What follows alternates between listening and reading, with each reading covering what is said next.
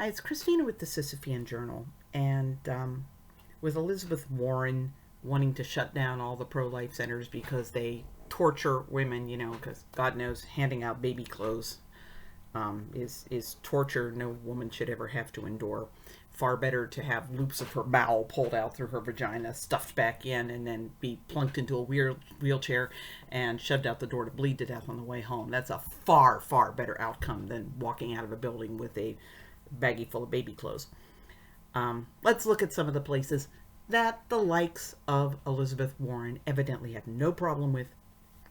And this is one of my biggest beefs with the whole abortion lobby. They'll attack the pro-life centers, and they'll have these stings to try to catch the pro-life centers. And meanwhile, I'm going to describe some of the places that they send women to without batting an eye. They got no problem with women walking into these places. So we're going to look at three places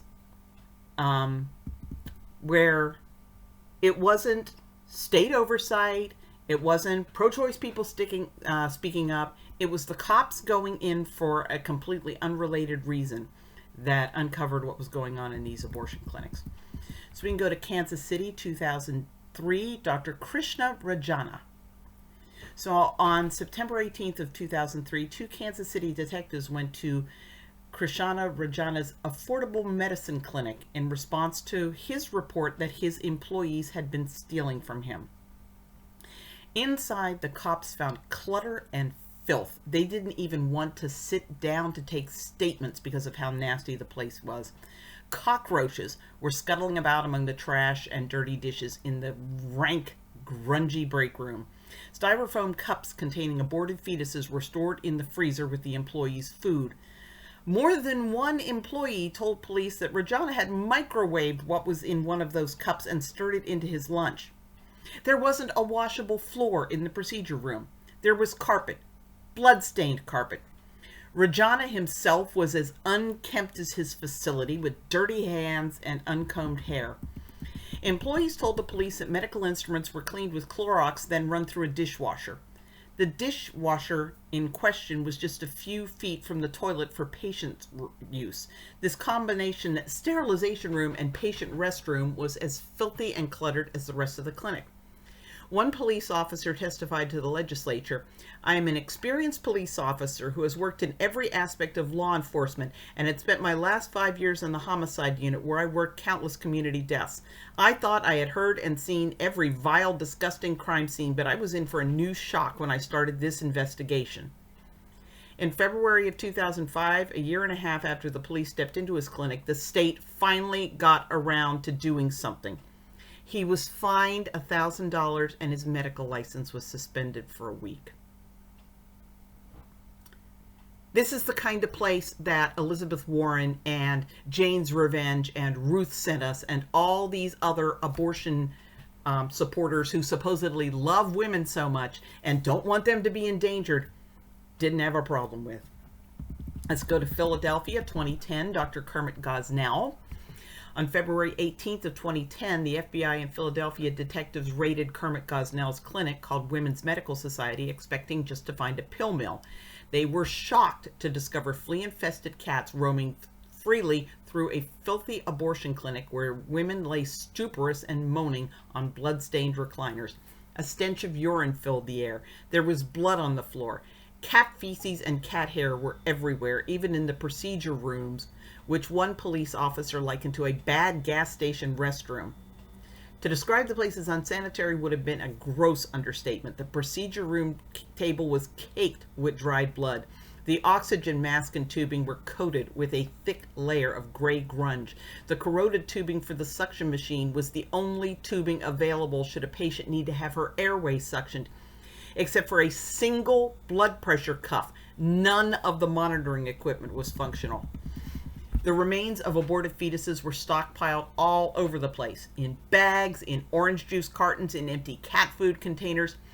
Sometimes containers of fetal remains would leak onto the dirt floor of the basement, and a row of jars contained severed fetal feet. A thorough investigation found that unlicensed staff, often not even high school graduates, were routinely doping patients to keep them quiet until Gosnell would arrive later in the day to do their abortions. The chart they consulted for dosages had been drawn up by a 15-year-old employee who had been given some marginal on-the-job training. If the babies were born alive, which they were on a daily basis, Gosnell or one of his employees would sever the baby's spine at the base of the skull with surgical scissors.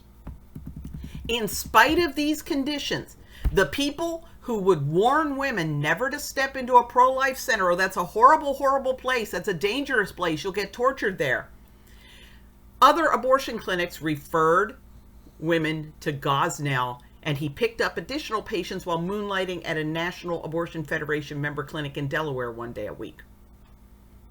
Again, Elizabeth Warren, Jane's Revenge, Ruth sent us, the entire abortion lobby, screaming bloody murder at the thought that a woman might walk into a pro-life center and, maybe sit on some tacky, 20-year-old furniture and be given coupons for free baby formula, but they got no problem with sending them to Kermit Gosnell. And then the most recent one in this particular post was Muskegon, 2012, Dr. Robert Alexander. On December 26, 2012, Muskegon, Michigan police responded to a report of a break-in at Robert Alexander's Women's Medical Services. They found blood on the floors and walls, uncovered buckets of unidentified fluid in the surgical area, blood dripping from the sink trap in a patient room, biohazard bags on the floor and closets, and unsterilized medical equipment. Medications and used hypodermic needles were strewn throughout the facility, along with confidential patient records. The place was such a fire trap, combustible materials near ignition sources, no fire extinguishers, and so on, that the fire department shut it down by emergency order the next day. An investigation was triggered by this report, and two of Alexander's employees told the medical board that the conditions the police found were typical during day-to-day operation. The facility remained closed because the fire department, not the health department, the fire department closed it down. So every time a rock gets turned over and a Gosnell or an Alexander or a Regina scurries for cover, when a visit to an abortion clinic looks like an episode of Hoarders, how do the so-called protectors of women respond? Do they call for emergency inspections of other abortion facilities in the state to make sure there's no other places like this? Do they demand to know why this was permitted to continue? Do they declare that abortion safety is an area of common ground?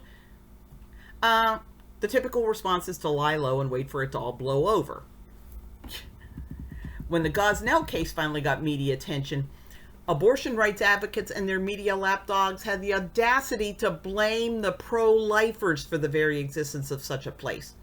The choice made by Gosnell to run such a cesspool, the choice made by a pro-choice governor to order a halt to abortion clinic inspections, the repeated choices by state officials to turn a blind eye to alarming reports of the goings-on there, the choice by a National Abortion Federation member clinic to hire Gosnell and hand off patients to him, the repeated choices by reputable abortion facilities to refer women to Gosnell, and the choice by the National Abortion Federation to keep their mouths shut about what was happening rather than try to cut them down. None of those were identified by the press as even contributing factors.